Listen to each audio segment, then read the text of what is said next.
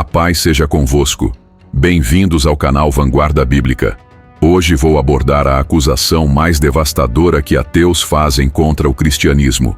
A acusação que faz até cristãos ficarem sem resposta e pastores mudarem de assunto. Se o Deus da Bíblia é amor, por que ele ordenou genocídios? Por que mandou matar bebês inocentes? Por que comandou o extermínio de povos inteiros, incluindo mulheres grávidas e crianças? Richard Dawkins, o ateu mais famoso do mundo, disse que o Deus do Antigo Testamento é genocida, infanticida, pestilento e sanguinário. E ele cita versículos bíblicos para provar isso. 1 Samuel capítulo 15, versículo 3. Vai, pois, agora, e fere a Amaleque, e destrói totalmente a tudo o que tiver, e não lhe perdoes. Porém mata desde o homem até a mulher, desde os meninos até aos de peito. Como responder a isso sem parecer que estamos defendendo o genocídio? Como conciliar o Deus de amor do Novo Testamento com aparente crueldade no Antigo Testamento? Hoje não vou dar respostas superficiais nem fugir da questão. Vou mergulhar fundo nesta polêmica e mostrar por que estas acusações, embora compreensíveis, são baseadas em má compreensão do texto bíblico, do contexto histórico e da natureza de Deus. Se você já ficou incomodado com essas passagens bíblicas, ou se alguém já te confrontou com essas acusações, fica até o final, porque você vai ter uma defesa apologética completa. Ativa o sininho agora porque vamos enfrentar de frente uma das críticas mais pesadas contra a nossa fé. Bloco 1. Enfrentando a acusação diretamente. Primeiro, vamos ser honestos sobre o que realmente está escrito na Bíblia. As passagens problemáticas. Vou ler algumas passagens que realmente incomodam, porque não adianta fingir que elas não existem. Deuteronômio capítulo 20, versículos 16 e 17. Mas das cidades destas nações, que o Senhor teu Deus te dá em herança, nenhuma coisa que tem fôlego deixarás com vida. Antes, como te ordenou o Senhor teu Deus, totalmente as destruirás, aos heteus, e aos amorreus, e aos cananeus, e aos perizeus, e aos heveus, e aos jebuseus. Josué capítulo 6, versículo 21. E tudo quanto na cidade havia, destruíram totalmente a fio de espada, desde o homem até a mulher, desde o menino até ao velho, e até ao boi, e ovelha, e jumento. Salmos capítulo 137, versículo 9. Bem-aventurado aquele que pegar teus filhos e der com eles pelas pedras. São textos duros, sem dúvida, mas vou mostrar por que interpretar essas passagens como genocídio moderno é um erro hermenêutico grave. O que os críticos fazem? Ateus e críticos da Bíblia cometem 5 erros graves quando citam essas passagens. 1. Ignoram o contexto histórico específico. 2. Aplicam padrões morais modernos a culturas antigas. 3. Interpretam linguagem militar antiga literalmente. 4. Desconsideram a natureza teocrática de Israel. 5. Separam estes textos da revelação completa de Deus. Cada um desses erros distorce completamente o significado original. A diferença fundamental. Aqui está a diferença crucial que muda tudo. As campanhas militares de Israel no Antigo Testamento não eram guerras de conquista imperialista como as dos assírios, babilônicos ou romanos. Eram operações de julgamento divino contra nações específicas, em tempo limitado, por razões morais específicas, executadas por um povo teocrático sob comando direto de Deus.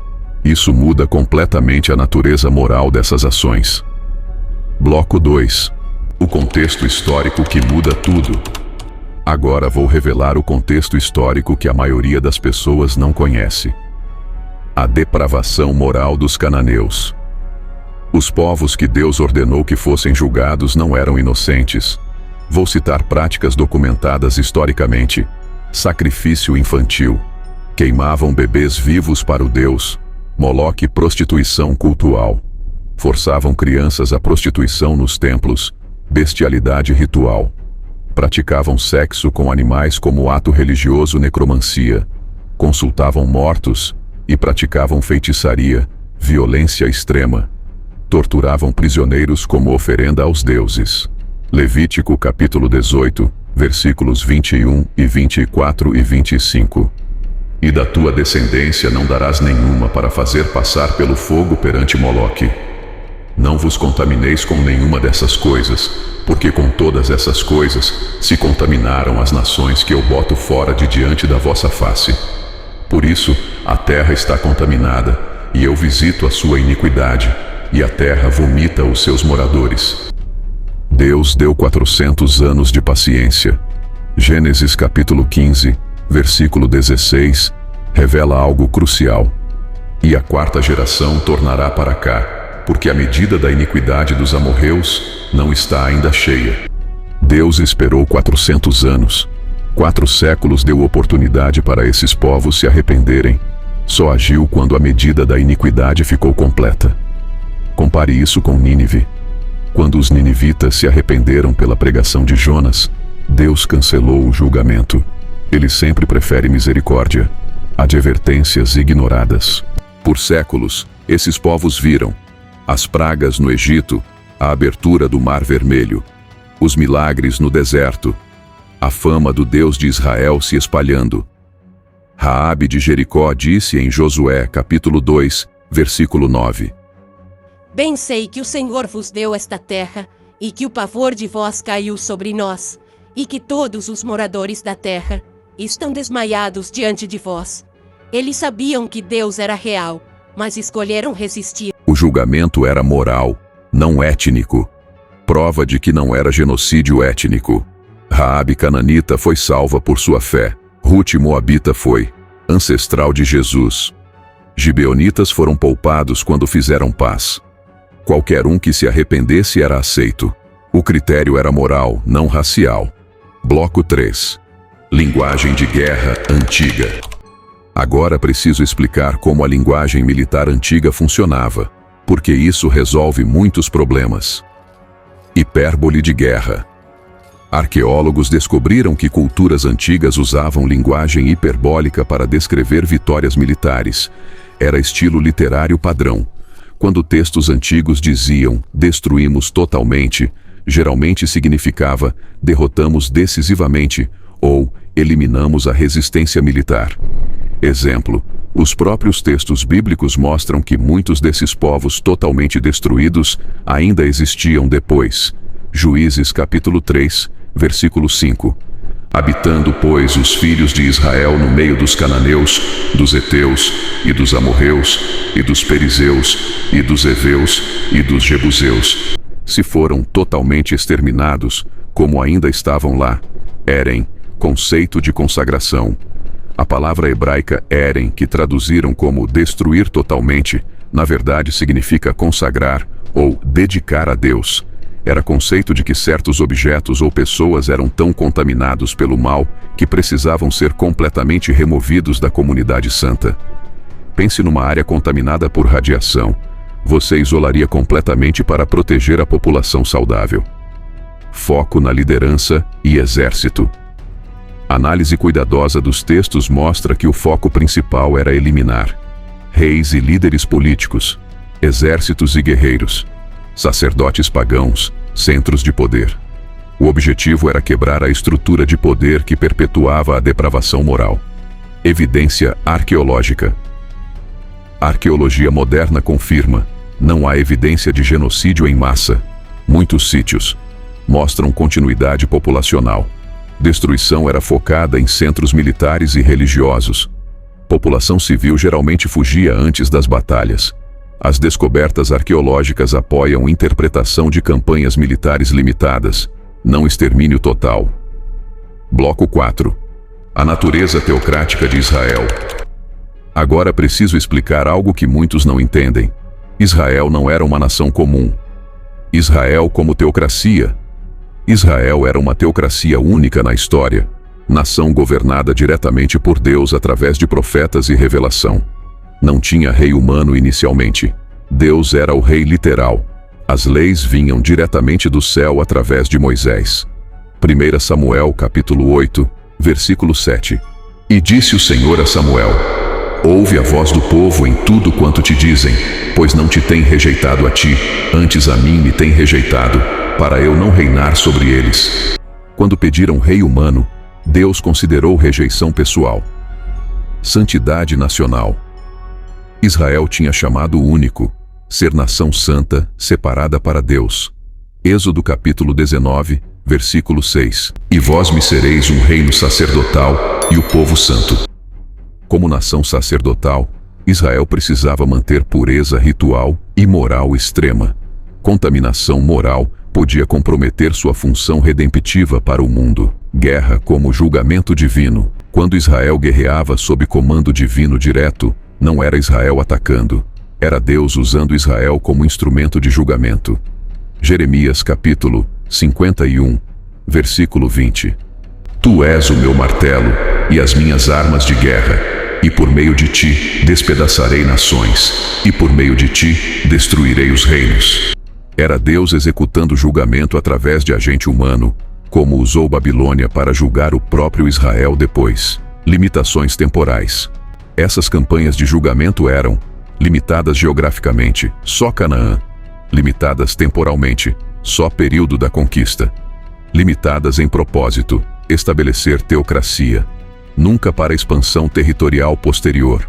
Depois que Israel se estabeleceu, não houve mais comandos para campanhas de extermínio. Bloco 5.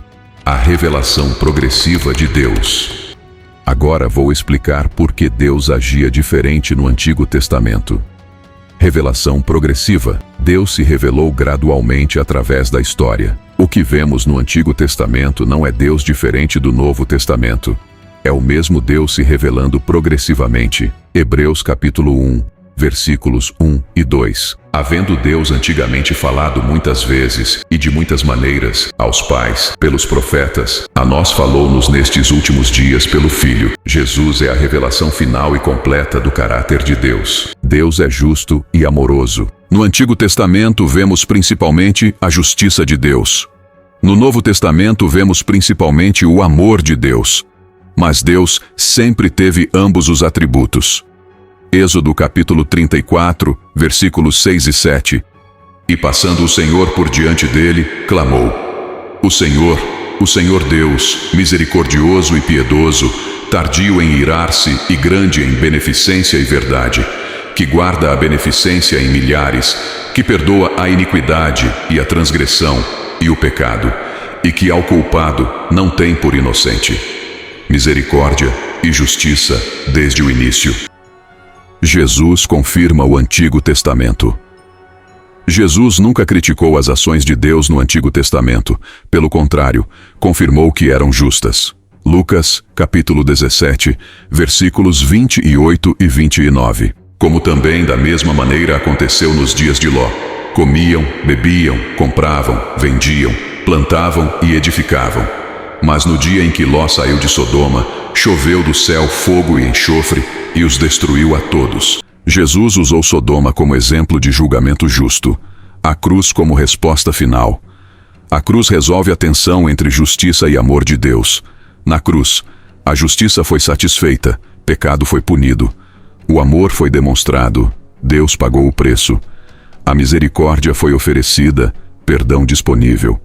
Romanos capítulo 3, versículo 26. Para demonstração da sua justiça neste tempo presente, para que ele seja justo e justificador daquele que tem fé em Jesus. Bloco 6. Aplicação e defesa apologética. Agora vou dar as respostas práticas que você pode usar quando confrontado com essas acusações. Resposta aos ateus. Quando ateus acusarem Deus de genocídio, respondam: 1.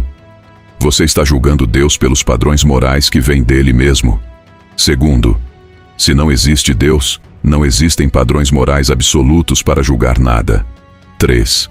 Você acredita que nunca é certo eliminar o mal? Nem Hitler merecia julgamento? 4. Estas foram ações de julgamento divino limitadas, não imperialismo humano. 5. O mesmo Deus que julgou Canaã também julgou Israel quando pecou. Resposta aos cristãos confusos. Para cristãos perturbados com essas passagens: 1. Lembrem que Deus é perfeitamente justo. Ele nunca faz injustiça. Segunda, nossa perspectiva limitada não pode julgar a sabedoria infinita. 3. Deus deu séculos de oportunidade para arrependimento. Quarto, o julgamento era contra a depravação moral extrema. 5. Jesus aprovou as ações do Pai no Antigo Testamento. O princípio hermenêutico. Sempre interpretem textos difíceis à luz de textos claros, Antigo Testamento à luz do Novo Testamento, linguagem cultural no seu contexto histórico, passagens específicas dentro da revelação total, ações divinas considerando seus atributos morais. Defesa final. O Deus que ordenou julgamento sobre Canaã é o mesmo que enviou Jonas para salvar Nínive, poupou Sodoma se houvesse 10 justos, enviou Jesus para morrer por pecadores, oferece perdão a quem se arrepende, não mudou, sempre foi justo e amoroso. Conclusão apologética. Síntese final. Então por que Deus mandou matar mulheres e crianças no Antigo Testamento? A resposta honesta é: Deus executou julgamento moral justo contra culturas extremamente depravadas, depois de séculos de paciência, usando linguagem hiperbólica de guerra antiga, através de uma teocracia única, como parte de sua revelação progressiva, que culmina na cruz. Não foi genocídio, foi julgamento. Não foi crueldade, foi justiça. Não foi imperialismo, foi santidade. Lembremos que o mesmo Deus que julgou Canaã também nos oferece salvação. A justiça que caiu sobre eles pode ser nossa, se rejeitarmos sua misericórdia. Mas a misericórdia que oferecemos hoje é infinitamente maior porque foi comprada na cruz do Calvário.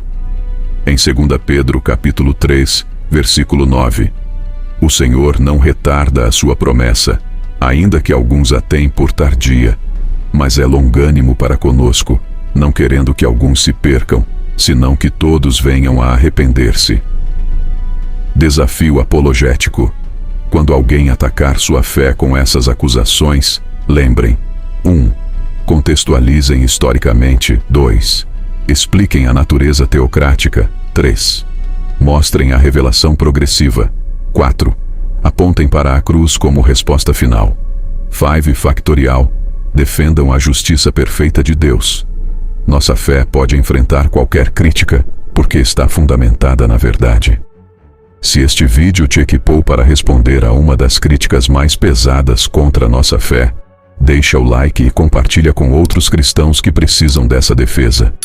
Nos comentários, me contem: que outras críticas à Bíblia vocês gostariam que eu abordasse? Se inscrevam no canal e ativem o sininho, porque semana que vem vamos abordar: por que a Bíblia permite escravidão, respondendo aos críticos. Lembrem-se, nossa fé não precisa temer nenhuma pergunta difícil. A verdade sempre resiste ao escrutínio mais rigoroso. Até a próxima, defensores da vanguarda bíblica.